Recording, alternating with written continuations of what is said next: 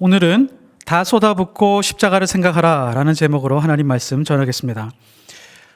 바울이 2차 전도 여행을 떠났습니다. 그 지역을 보면 빌립보, 데살로니가, 그리고 베레아, 그 다음에 아테네로 넘어왔습니다. 몇 사람이 같이 동행을 했죠? 4사람이 같이 동행을 했습니다. 누가가 합류를 했고 디모데, 실라가 같이 그 여정을 함께 했습니다. 근데 성경을 보면 바울이 전면에 등장하고 있기 때문에 바울을 중심으로 성경을 보고 묵상하고 하나님의 뜻을 헤아리려고 하지만 사실은 이 3사람, 바울 이외에 이 3사람의 역할도 매우 중요합니다. 누가와 디모데와 실라의 모습이 잘 보이지는 않을 수 있지만 이 3사람의 모습도 놓치고 싶지가 않습니다. 누가는 여전히 지금 어디에 있죠? 빌립보에 남아 있습니다. 빌립보에 남아서 지금 초신자들, 믿음의 사람들로 잘 세워지기 위해서 예배하고 양육하고 있습니다. 이름도 빛도 없이 섬기고 있는 이 누가의 모습이 지금 이 아테네 장면에서도 그 빌립보 지역에서는 누가가 일을 하고 있는 것입니다.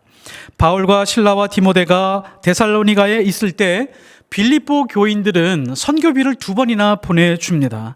빌립보서 4장 15절에서 16절에 보면 빌립보 사람들아 너희도 알거니와 복음의 시초에 내가 마게도냐를 떠날 때에 주고받은 내 일에 참여한 교회가 너희 외에 아무도 없었느니라. 데살로니가에 있을 때에도 너희가 한 번뿐 아니라 2번이나 나의 쓸 것을 보내었노라. 그러니까 빌립보 교회에 있는 사람들은 자기들이 교회를 잘 형성하고 하나님을 섬기고 있었을 뿐만이 아니라 지금 바울이 선교하고 있는 부분들까지도 관심을 가지면서 계속해서 선교비를 2번이나 보내주고 있었습니다. 그 뒷배경에는 누가 있었냐면 누가가 있었던 것입니다.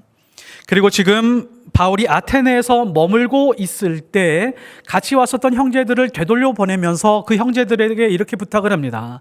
올라가서 디모데와 실라를 만나게 되면 아테네로 빨리 오게 해 주십시오. 그래서 디모데와 실라가 아테네로 내려왔습니다. 근데 내려오자마자 바울은 곧장 디모데를 데살로니가로 다시 되돌려 보냅니다. 데살로니가전서 3장 2절과 3절을 보면 하나님의 일꾼인 디모데를 보내노니 이는 너희를 굳건하게 하고 너희의 믿음에 대하여 위로함으로 아무도 이 여러 환난 중에 흔들리지 않게 하려 함이라. 데살로니가 교회 교인들은 여전히 여러 환난을 만나고 있었습니다. 여러 환난은 좀 뻔하죠. 그곳에 있던 조직폭력배 같은 사람들이 여전히 예수를 믿고 있는 사람들을 핍박하고 박해하고 있었던 것입니다. 그 여러 환난이 있는 그 데살로니가에 지금 디모데를 보내게 되는데 디모데의 나이가 20대 초반 정도 됐습니다. 처음 바울을 만났을 때가 10대 후반 정도 됐으니 시간이 지나고 이제 20대 전후가 되었었던 그 어린 나이에 디모데를 데살로니가 그 험한 곳으로 다시 보내게 됩니다. 디모데는 순종하고 제가 하나님의 교회를 잘 세워보겠습니다. 그곳에 다시 혼자 파견이 됩니다. 그러면 신라는 어디에 갔을까요? 신라는 아마 베레아를 비롯한 마게도니아 지역 혹은 빌립보에 가서 누가를 한번 돌아봤을 것이고요. 마게도니아 지역을 지나면서 하나님께서 빌립보로 오게 될 때에 마게도니아 사람들의 환상을 보고 보내셨는데 마게도니아를 향한 하나님의 뜻이 더 있을까라고 하는 어떤 타진하는 그런 선교 여행을 혼자 떠났을 것입니다. 그리고 아테네로 내려온 것이 아니라 바울이 아테네에 있다가 그 다음 선교지가 고린도인데요. 고린도로 다시 내려옵니다. 실라가 디모데와 다시 만나서 고린도로 내려와서 바울과 합류를 하게 됩니다. 사도행전 18장 5절에 보면 실라와 디모데가 마게도냐부터 내려오매라고 이렇게 나와 있습니다. 고린도의 지역에서 쓰여진 말씀입니다. 사실 바울은 데살로니가 지역으로 다시 가려고 2번이나 시도하고 있었습니다. 가지 못했었던 이유는 바울이 다시 돌아가면 지금 저렇게도 험악하게 핍박을 하고 있는데 바울이 다시 돌아갔을 때에 그 주변에 있는 사람들, 믿음의 형제들에게 더 큰 핍박으로 돌아갈까 봐 돌아가지 못하고 있었습니다. 그래서 데살로니가 사람들을 생각을 하면서 서신을 보내게 됩니다. 그것이 뭐죠? 데살로니가 전후서입니다. 사실 포이에마 성도님들을 만나게 되면서 우리 성도님들 중에 누가와 디모데와 실라와 같은 분들이 참 많이 계시다라고 하는 것을 깨달았습니다. 전면에 등장하고 있지는 않지만, 앞장서서 무언가를 하고 있지는 않지만, 곳곳에서 요소에서 혹은 자기 삶을 통해서 하나님을 잘 섬기고 있는 좋은 그리스도인들이 많이 계시다라고 하는 것을 알게 되었습니다. 그분들이 우리 교회 안에서 혹은 교회 안팎에서 하나님의 사람으로 잘 쓰임받게 되기를 기도하고 있습니다. 바울은 여전히 아테네에 홀로 남아 있습니다. 그리고 지금 철학자들을 만나고 있습니다. 에피크로스 학파와 스토아 학파들과 지속적으로 논쟁하고 있습니다. 토론을 하고 있습니다.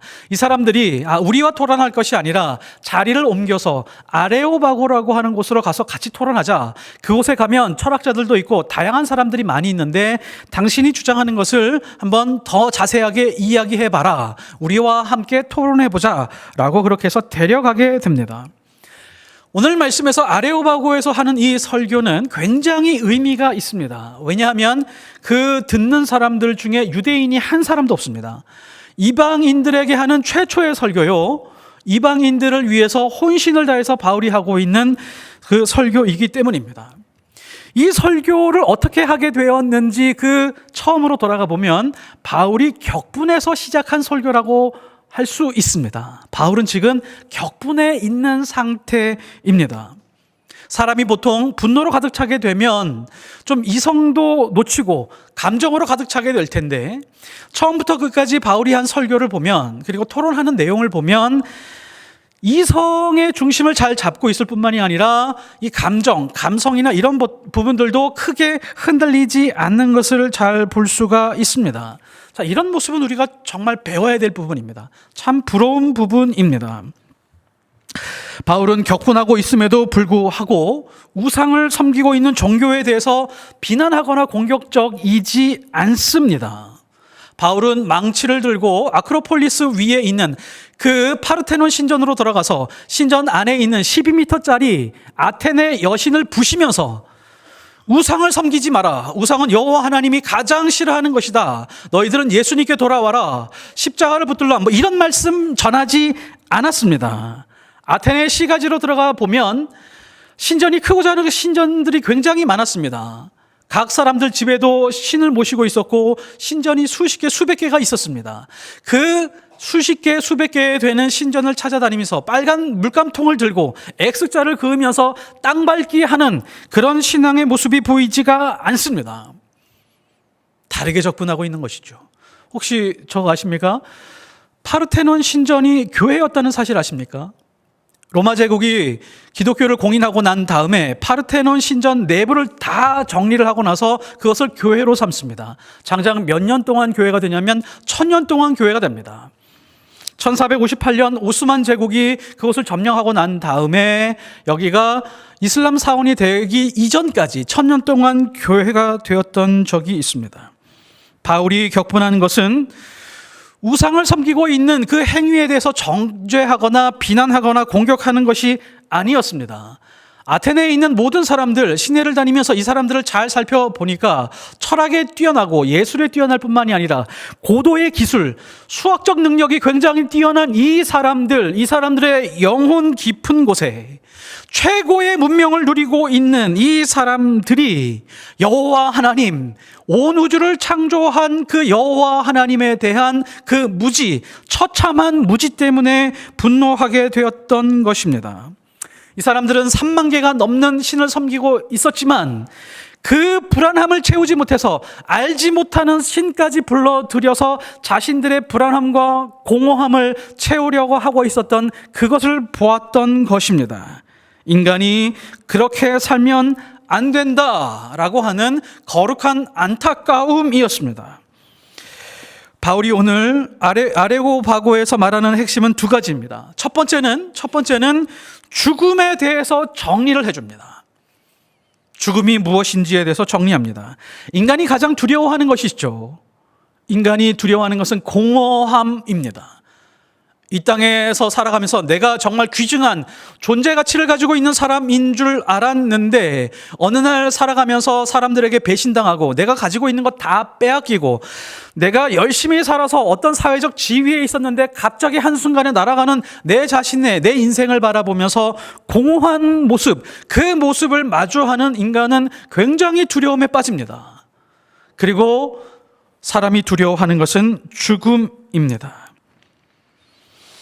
공허함과 죽음을 두려워하기 때문에 사람들은 바쁘고 성실하게 살아가면 된다라고 생각을 합니다. 성공으로 채우려고 하고 지식과 풍족함으로 채우려고 하고 일상생활에서는 그냥 사람들 만나서 때로는 수다로 채우기도 하고 그렇게 시간을 채워갑니다. 공허함의 뿌리가 뭘까요? 인간이 가지고 있는 공허함, 고독함, 그것의 뿌리가 무엇일까요? 그 뿌리는 바로 죽음입니다. 죽음에 대해서 정리가 끝난 사람은 공허하지 않습니다. 그래서 사람들은 죽음을 마주하는 것이 두렵고 무언가로 채워야 살 수 있기 때문에 수많은 신들과 종교를 만들어내고 있는 것입니다. 기독교를 다른 종교처럼 그렇게 위안을 삼으려고 믿고 있는 사람들도 있습니다. 믿음을 가지고 있어도 아무리 신앙생활 잘하는 것 같이 보인다고 할지라도 죽음에 대한 정리가 끝나지 않으면 공허합니다. 그리고 왜곡된 믿음과 왜곡된 신앙생활로 살아갈 수밖에 없습니다.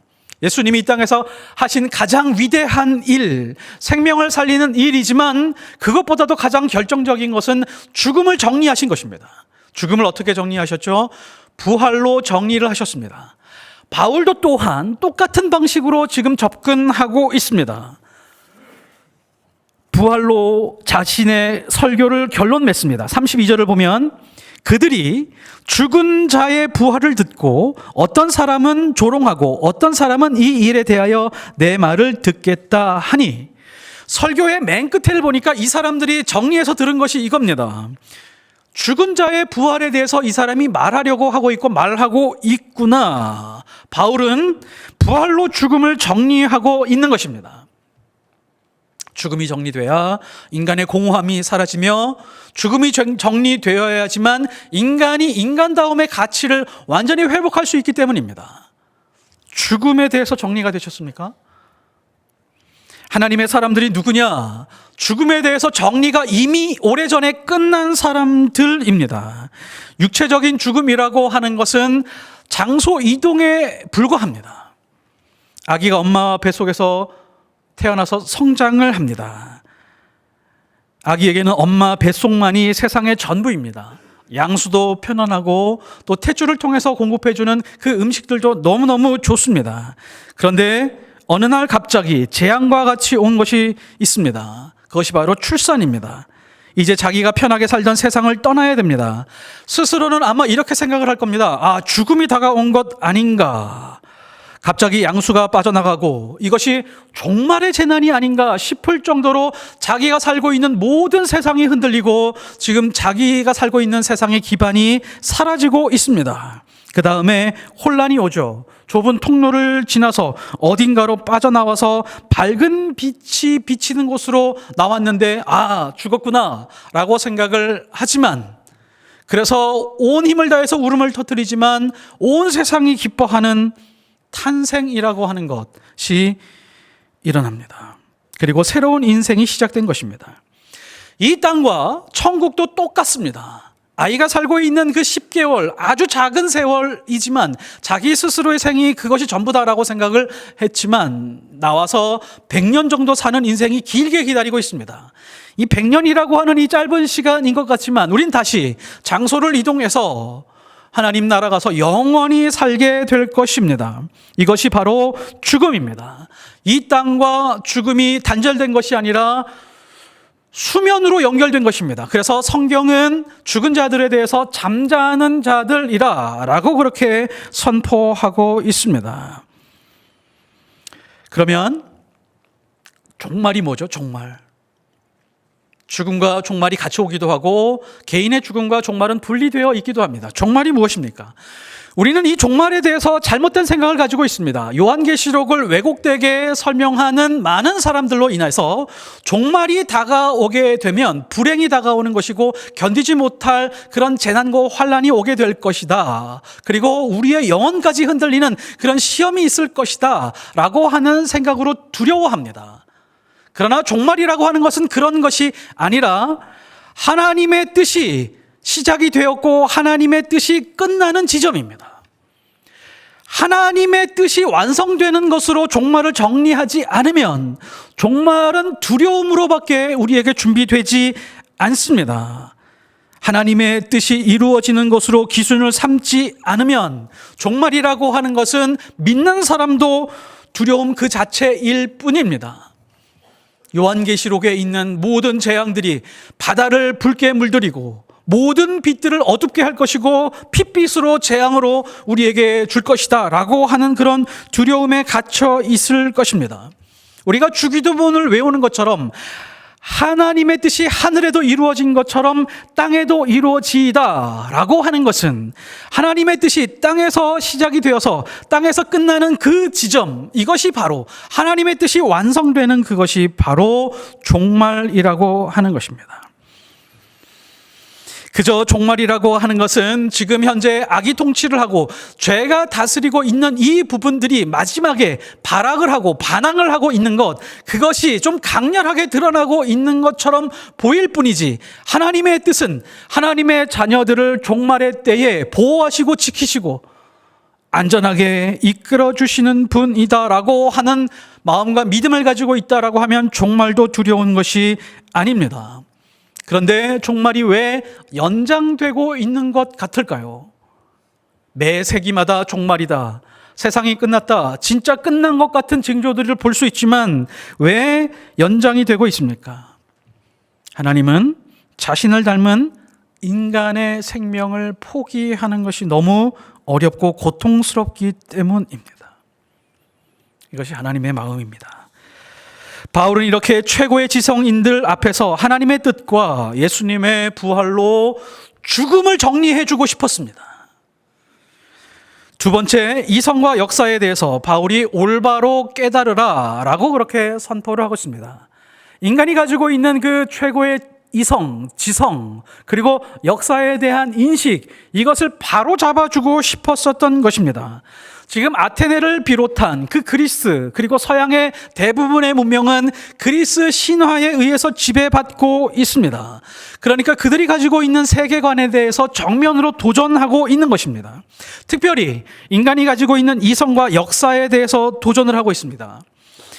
바울이 인간이 가지고 있는 이성에 대해서 어떻게 접근하고 있는지 한번 보십시오. 28절에 보면 우리가 그를 힘입어 살며 기동하며 존재하느니라 라고 하는 이 말씀은 성경에 나와 있는 말씀도 아니고 바울이 생각하고 있는 말씀도 아닙니다. 그리스 사람들이 가지고 있는 철학과 문학 속에서 있는 그 내용을 인용하고 있는 것입니다. 그리스 크레타의 시인 에피메니데스의 사행시 구절, 그 구절을 인용한 것입니다. 그 시에서 나오는 제우스 신을 찬양하는 그 내용을 차용한 것입니다. 거기에 보면 왜냐하면 우리가 당신 안에서 살며 움직이고 존재하기 때문입니다 라고 하는 그거를 가지고 와서 여호와 하나님이다, 제우스가 아니라 여호와 하나님이 그런 분이다 라고 하는 것을 선포하고 있습니다. 그리고 또한 너희 시인 중에 어떤 사람들의 말과 같이 우리가 그의 소생이라 하니 이와 같이 하나님의 소생이 되었은즉, 이것도 또한 그리스의 유명한 시인 아라투스의 시 페노메나에 나오는 제우스를 가리키는 것입니다. 인간은 하나님의 소생이다, 제우스의 소생이다 라고 그렇게 말하는 것을 여호와 하나님의 소생이다 라고 고쳐주고 있었던 것입니다. 이성으로 만들어낸 신은 진짜가 아니다. 너희들이 이성을 가지고 노력해서 찾은 그 신은 진짜 신이 아니며 그 신이 다스리고 있는 세상은 공허함만 줄 뿐이다. 진짜 하나님은 생명과 호흡을 주신 분이요 만물을 만드시고 다스리는 분이시다 라고 그렇게 선포하고 있습니다. 파스칼이 이런 말을 했습니다. 인간의 이성에는 한계가 있다는 것을 보여주는 것이 이성의 성취다. 이성의 최고치는, 이성이 할 수 있는 최고의 성취는 무엇이냐면, 인간은 이성으로 무엇을 찾는다라고 할지라도 한계에 도달하게 되어 있다라고 하는 것을 깨닫는다라고 하는 것입니다. 지금 바울이 얘기하고 싶은 것이 바로 이것입니다. 인간의 이성이 역사와 죽음을 잘 혼합해서 만들어낸 발명품이 하나가 있는데, 그것이 바로 윤회라고 하는 것입니다. 인간이 세상을 살아가면서 고뇌가 있습니다. 부처도 세상 사람들을 보니까 인생은 고생이다 라고 그렇게 정의를 했습니다. 세상에 태어난 모든 사람들은 경험을 하는데 불평등을 경험합니다. 그리고 불공정을 경험하게 됩니다. 자기가 살아가는 생애 동안 한 번도 이 불공정을 넘어설 수 없는 그런 생애를 살아가는 사람들이 있습니다. 그래서 인간에게 찾아오는 아주 그 필연적인 공허함이 있습니다. 그래서 인간이 만들어낸 종교라고 하는 것은 인생을 어떻게 하든지 참고 살도록 만들어주고 있습니다. 사람이 공포와 두려움으로 자폭하지 않도록 만들어준 것이 바로 윤회설입니다. 죽음에 대한 두려움에서 벗어나게 하기 위해서 생명의 공회전을 만들어 놓은 것입니다. 그래서 서양에도 윤회 사상이 있고 동양에도 윤회 사상이 있습니다. 동양에서 윤회 사상은 힌두교와 불교죠. 제가 한때 불교에 대해서, 불교 철학에 대해서 해본 적도 있고, 인도 철학에 대해서 같이 공부한 적도 있습니다. 기독교 신학하고 같이 한번 비교해 보니까 깜짝 놀랐습니다. 기독교 신학이 가장 정교하고 2000년이나 됐기 때문에 굉장히 아주 성숙한 학문이라고 생각을 했지만, 힌두교의 철학과 그리고 불교의 철학이 굉장히 수준이 높았습니다. 그 깊이와 넓이가 대단했습니다. 인간의 일생, 영혼, 그리고 생각과 사유에 대한 그 방식이 굉장히 깊었습니다.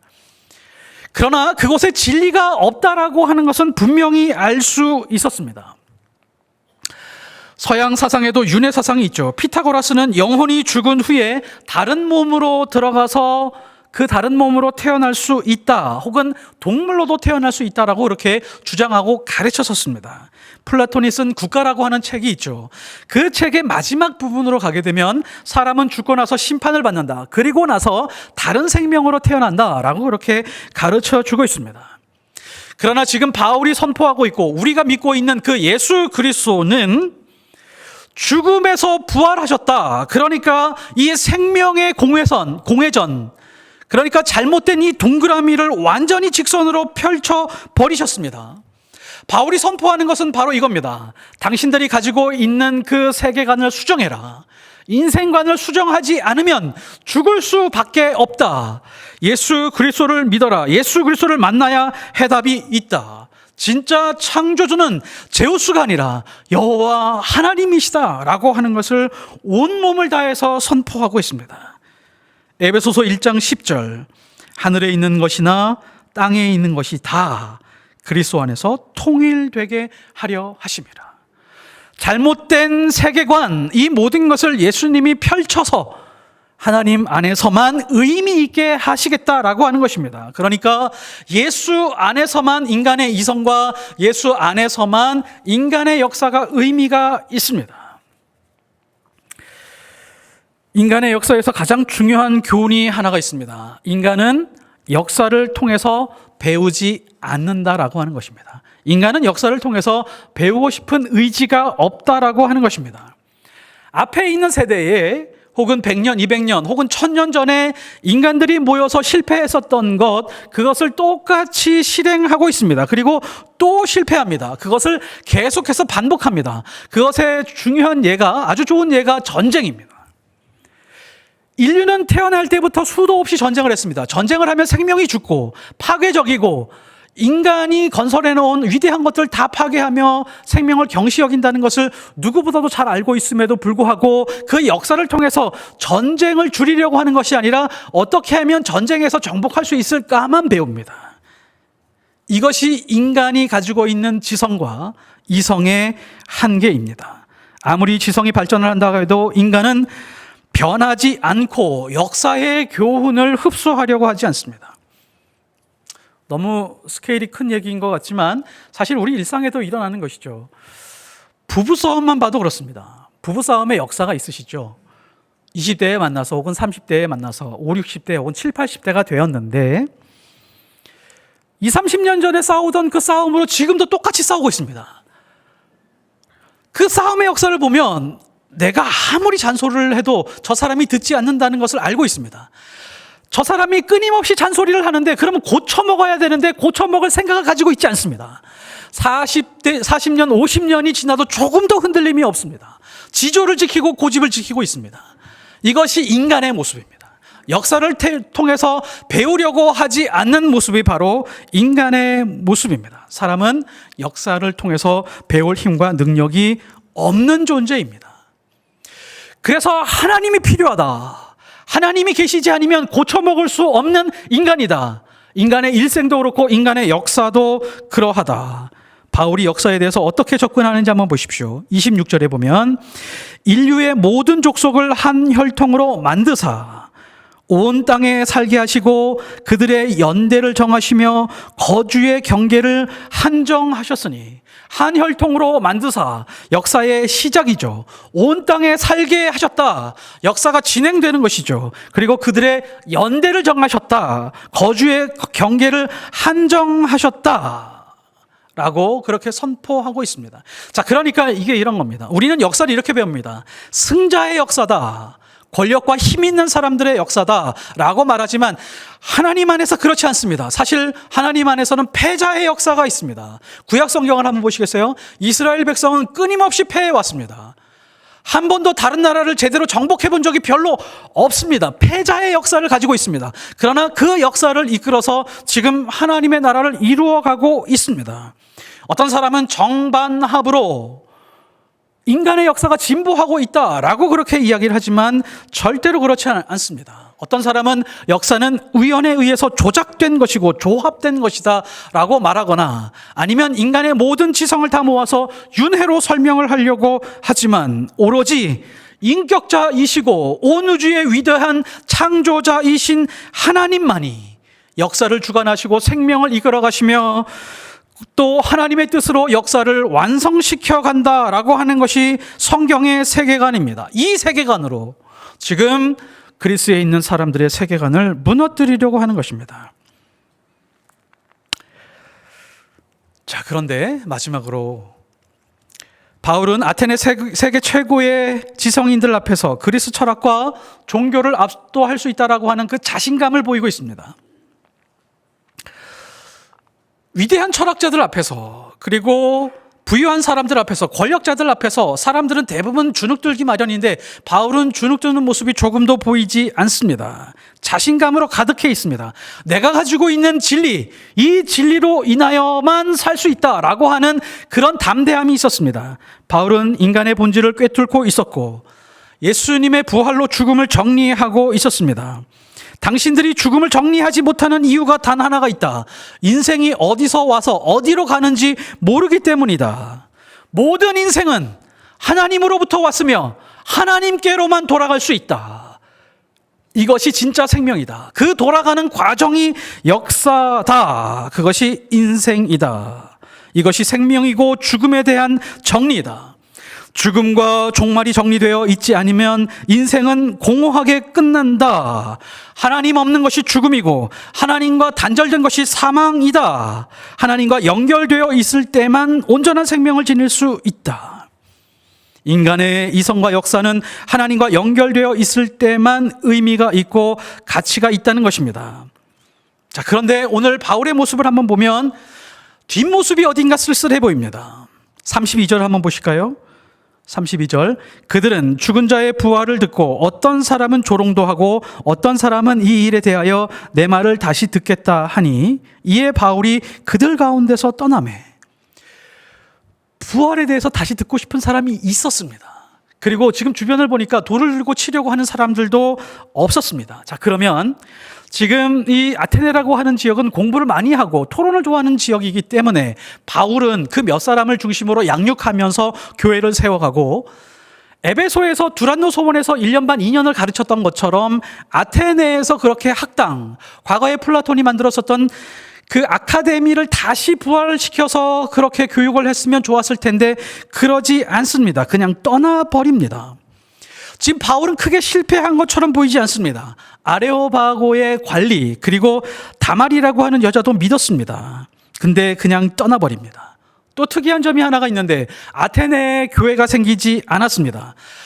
바울의 서신을 보낸 적도 없고 아테네 서신이 남아있지도 않습니다. 교회도 없습니다. 폭동도 없었고 체포도 없었고 처벌이나 구금이나 박해나 핍박도 전혀 없었습니다. 근데 강제로 떠난 것이 아니라 스스로 처음으로 이 도시를 떠나게 됩니다. 이게 무엇이냐면 바울의 심리에 무언가가 변화가 생긴 것 같은 모습입니다. 그리고 바울은 무언가 작정하게 됩니다. 고린도전서 1장 22절에서 23절을 보면 유대인들은 표적을 구하고 헬라인은 지혜를 찾으나 우리는 십자가에 못 박힌 그리스도를 전하니 유대인에게는 거리끼는 것이요 이방인에게는 미련한 것이로되. 바울은 아테네에서 하나님을 선포하고 복음을 증거하면서 지금 이 이방인이라고 하는 아테네의 사람들, 이방인의 정점에 있는 이 사람들이 지금 예수 그리스도의 십자가에 대해서 미련한 것이다 라고 하는 것을 알고 있었던 것 같습니다. 그런데 이 십자가라고 하는 가장 강력한 진리의 무기를 꺼내 들었지 않았었던 것 같습니다. 2장 1절에서 3절까지를 보면 2장 1절에서 3절 형제들아 내가 너희에게 나아가 하나님의 증거를 전할 때에 말과 지혜의 아름다운 것으로 아니하였나니 고린도 지역에 가서는 말과 지혜의 아름다운 것으로 안 했대요. 이게 무엇에 대한 반성이냐면 아테네에서 말과 지혜에 대한 것으로 아마 온몸을 다해서 다 쏟아 부었었던 것 같습니다. 자, 그 다음에 다 같이 한번 읽겠습니다. 자, 시작. 내가 너희 중에 예수 그리스도와 그가 십자가에 못 박히신 것 외에는 아무것도 알지 아니하기로 작정하였음이라. 내가 너희 가운데 거할 때에 약하고 두려워하고 심히 떨었노라. 바울은 어디 가서도 심히 두려워하고 떨은 적이 없지만 고린도에서 두려워하고 심히 떨었습니다. 심리적인 변화가 있었죠. 아테네에서 무언가 자기가 아쉬움이 컸었던 것입니다. 내가 놓치고 있었던 것이 있구나.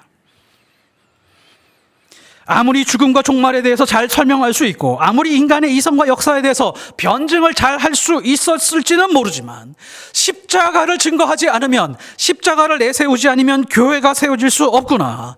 십자가 없이는 그리스도인이 될 수 없으며 십자가 없이는 생명의 능력을 경험할 수 없다는 것을 아주 뼈저리게 경험했었던 것입니다.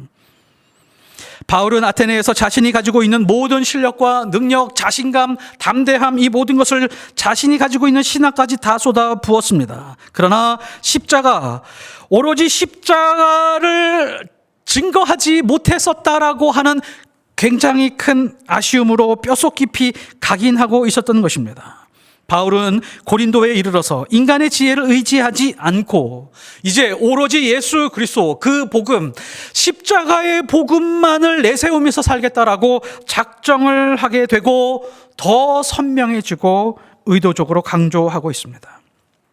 우리도 아무리 위대한 신앙을 가지고 있는 것처럼 보인다라고 할지라도, 아무리 성실하고 멋지게 봉사하고 있는 것 같을지라도 십자가를 의지하지 않고 십자가를 삶으로 드러내지 않으며 십자가로 자기 삶을 비추어 보지 않는다라고 하면 우리는 신앙의 길을 잃을 수 있습니다. 때로는 헛수고가 될 수 있습니다. 자기 인생 자체를 혹은 자기가 살아가고 있는 모습들을 자기가 어떤 일을 하고 있을 때 그 이후에 십자가로 비추어 보지 않는다면 우리는 잘못된 길로 갈 수가 있습니다. 우리 삶에서 우리가 가진 모든 것을 다 쏟아붓고 난 다음에 반드시 우리는 십자가로 비추어 보고 십자가로 판단하고 십자가로 결정할 수 있는 힘을 가질 수 있어야 됩니다. 그래야 온전한 하나님의 자녀로 살아갈 수 있고 우리의 삶으로 다가오고 있는 모든 고난과 질병과 어려움들을 넉넉하게 이길 수 있는 힘을 가질 수 있습니다. 이런 은혜로 승리하시기를 예수 그리스도 이름으로 축복합니다. 기도하겠습니다. 하나님 아버지, 우리가 온 힘을 다하여 봉사하고 말씀을 붙들고 열심히 살아가고 있는 것 같지만 자기 십자가를 지고 자기를 부인하고 따라오라고 하는 예수 그리스도의 말씀을 얼마나 많이 잊고 살아가는지 모릅니다. 우리가 말하는 것, 우리가 행동하는 것, 우리가 선택하는 것, 우리가 다니고 있는 직장과 사업, 가정, 어느 것 하나 빠짐없이 십자가로 판단하고 결정하고 십자가의 삶으로 살아낼 수 있는 그런 믿음의 사람들 되게 하옵소서. 예수 그리스도 이름으로 기도드렸사옵나이다.